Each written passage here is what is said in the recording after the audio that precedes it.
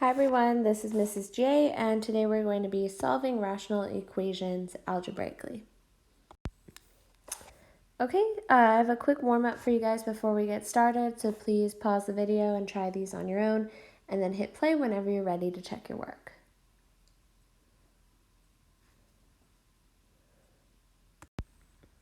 All right, go ahead and check your work here. So for the LCD, we just want to make sure that every factor that's included in one of our denominators is included in the LCD. So here if we have 5 and 3, the LCD of those two numbers is 15. And then we have x to the power of 6, another factor, and x minus 7. So this entire thing is our LCD. And then for part B, you do need to factor your denominators. So you can see I did that here.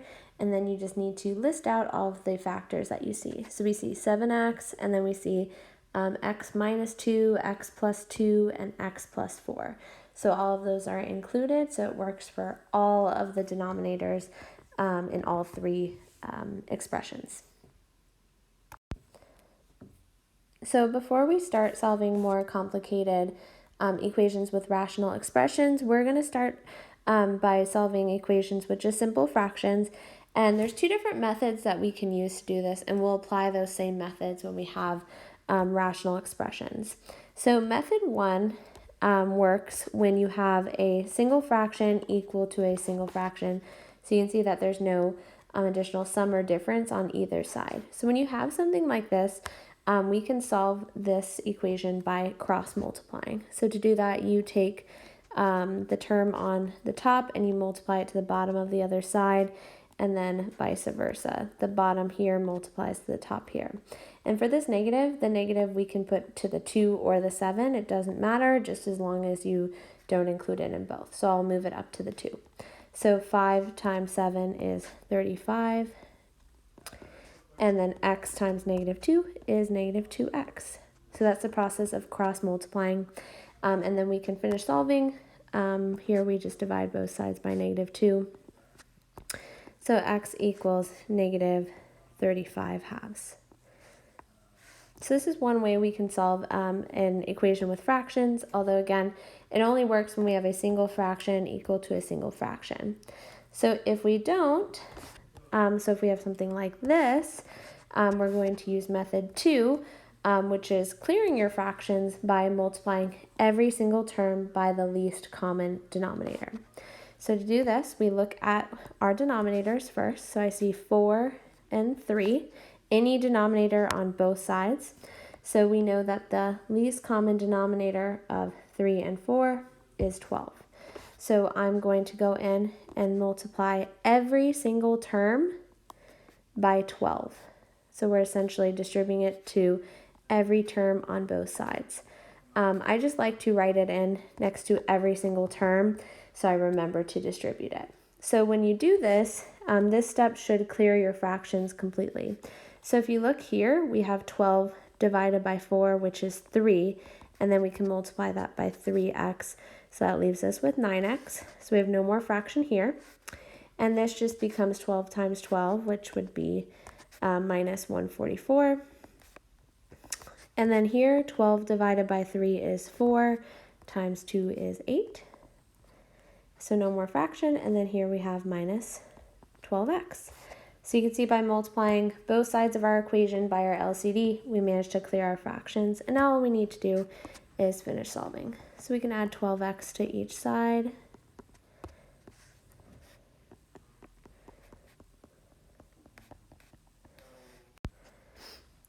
And then we can add 144 to each side. So that gives us 21x equals 152. And then we can divide both sides by 21. Then of course, check to see if you can simplify, but in this case we can't. So this is our final answer. So these are the same two methods that we're going to apply to some more complex equations that we'll be solving today. So either we're going to be cross multiplying when possible, or we multiply both sides by the LCD. All right, so here I'm just recapping what I just said on that previous slide. So to solve rational equations, first we do need to factor completely and list excluded values. So anything with a rational expression, we're pretty much always going to start by doing this. And then we can either cross multiply if possible or multiply both sides by the LCD. So it's just like solving a normal equation with simple fractions. All right, let's take a look at number 1 together. So here we're going to start by simplifying anything or factoring anything we can. So on the left side, 3x plus 7 is not factorable. Neither is x minus 5. Here we still have 5x plus 17. But here we can factor out a 2, so we have 2 times x minus 5. And now that everything is factored, we can list out our excluded values. So look at our denominators, and we say anything that would turn our denominator to 0. So we have one excluded value, x cannot equal positive 5. So at the very end of our process, our goal again is to solve for x. We have to go back and check to make sure the answer we got is not 5, because that's the one value that is not allowed here. Now for this problem, since we have a single rational expression equal to a single rational expression, we can actually cross multiply. So this leaves us with 2 times x minus 5 times 3x plus 7. So I multiplied top and bottom here equals x minus 5 times 5x plus 17. So from here, we can see actually that we have a common factor on both sides. So imagine we are dividing it out of both sides. We can do this and it will make our life a lot easier. Then from here, all we need to do is finish solving. So I'm going to distribute on the right. So 2 times 3x is 6x, and then 2 times 7 is 14. Then here we have equals 5x plus 17. So I'll subtract 5x from each side. And in the same step, we can also subtract 14 from each side. And this leaves us with x equals 3. So here we need to go back and double check our excluded value. So since 3 is not our excluded value, this solution works. And we are all set. All right, let's try this second example together. So here you can see that we are going to need to use method 2 because we can't cross multiply. So our method here is going to be to multiply every single term by our LCD to clear our fractions. But first, let's notice that everything is already factored, so that's nice. Let's list out our excluded values. So I can see here that x cannot equal 7, positive 7.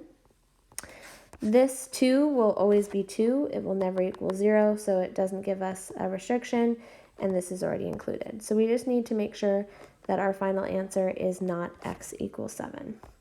Now we need to determine what the LCD is. So we're going to include any factor we see in the denominator, so 2 times x minus 7.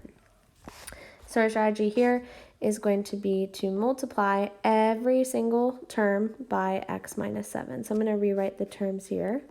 I'm going to leave myself some space. And here, we're really just multiplying both sides of our equation. So once on the left, once on the right. So it does just get distributed to the numerators. We don't need to do it on the numerator and denominator of each term. So here, times 2 times x minus 7, times 2 times x minus 7, and times 2 times x minus 7. So we've multiplied both sides of our equation by our LCD, so let's watch what happens. Here, x minus 7 cancels out, and we're left with 2 times 2x minus 9, so no more fraction, plus here the 2's cancel out, and we're left with x times x minus 7, so again, no more fraction. And then here, x minus 7 cancels out, and we're just left with 10. So you can see using this method, multiplying both sides by your LCD, we managed to clear all of our fractions, and we have something that's much easier to solve. So from here, we should distribute and combine like terms to see what we get. So this gives us 4x minus 18 plus x squared minus 7x equals 10. So you can see that we have a quadratic equation. So we're going to need to set our equation equal to 0 to solve. So this gives us x squared minus 3x if you combine your x terms. And then we're going to subtract 10 from each side. So that leaves us with minus 28 equals 0. So remember, we've learned a ton of different ways to solve a quadratic equation. This one is actually factorable, so that's going to be the way that I choose to solve it. So x minus 7 times x plus 4 equals 0. So here, when we do zero product property, we get two answers. We get x equals 7 and x equals -4. Now here's where it's really important that we have our excluded values listed. If you look way back at our first step, we determined that x cannot equal 7, because again, that turns our denominator to 0, and that's undefined. So this answer right here is actually what we call an extraneous solution. Extraneous. So sometimes when we're solving these types of problems, we do all of the math right. It's not that we did anything wrong, but we still get this solution that doesn't work. So this is called an extraneous solution. So this is not an actual solution, meaning our only solution is x equals -4. So always make sure to list your excluded values first, and then when you have your potential answers, always make sure that your answers are not your excluded values. All right, so I have this first try for you guys, so please pause the video and try it on your own, and we'll check your work in just a few seconds.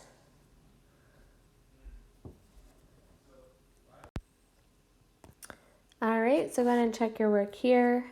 So everything is already factored, so we're going to start by listing our excluded values. So here x cannot equal -3 or -6. For this problem, you can cross multiply, although multiplying both sides by the LCD would also work fine.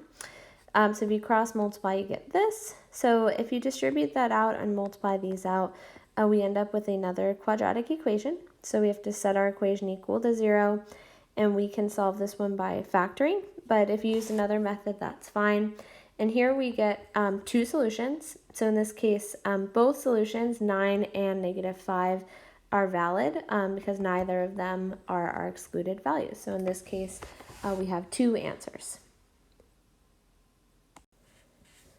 Okay, here is the last example for today's video. So again, please pause the video and try this on your own, and then hit play when you're ready to check.